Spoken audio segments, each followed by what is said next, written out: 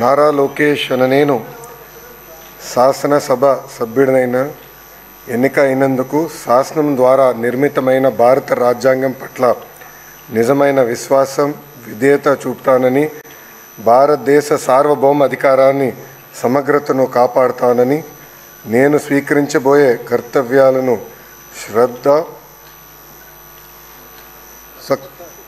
శ్రద్ధాశక్తులతో నిర్వహిస్తానని దైవ సాక్షిగా ప్రమాణం చేస్తున్నాను.